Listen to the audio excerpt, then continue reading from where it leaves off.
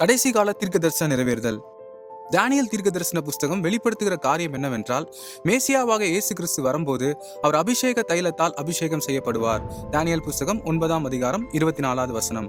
அபிஷேக தைலமானது 5 விதமான மூலப்பொருட்களை கொண்டு உருவாக்கப்பட்டு பிரதான ஆசாரியர்கள் அபிஷேகம் செய்யப்பட்டனர். யாத்ராகமம் 30ஆம் அதிகாரம் 25, 26வது வசனங்கள். இந்த அபிஷேக தைலம் உருவாக்கப்படுவதற்கு மூலப்பொருட்களில் ஒன்று சுகந்த வசம்பு.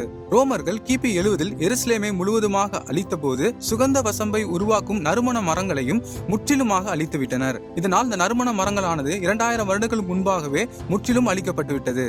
பரியாசக்காரர்கள் இப்போது அந்த நறுமண பொருட்கள் கிடைக்காதிருக்கையில் எப்படி இந்த தீர்க்க தரிசன வார்த்தை நிறைவேறும் என்று கேலி செய்தனர். ஆனால் அதிசயம் என்னவென்றால், எபிரேய பல்கலைக்கழகத்தின் முனைவர் ஜோசப் பேட்ரிச் சவக்கடல் அருகே இருந்த குகையில் உள்ள மண் சாடிகளில் பழமையான அபிஷேக தைலம் இருப்பதை கண்டுபிடித்தார். அது 2000 ஆண்டுகளுக்கு முன் வேதத்தில் குறிப்பிடப்பட்டுள்ள நறுமண பொருட்களை கொண்டு உருவாக்கப்பட்ட அபிஷேக தைலம் என்பதை ஆராய்ச்சியாளர்கள் உறுதிப்படுத்தியுள்ளனர். 2000 ஆண்டுகள் வெளிப்படாத அபிஷேக தைலமானது நாம் வாழும் இந்நாட்களில் வெளிப்பட்டதை குறித்து சிந்தித்து பாருங்கள்.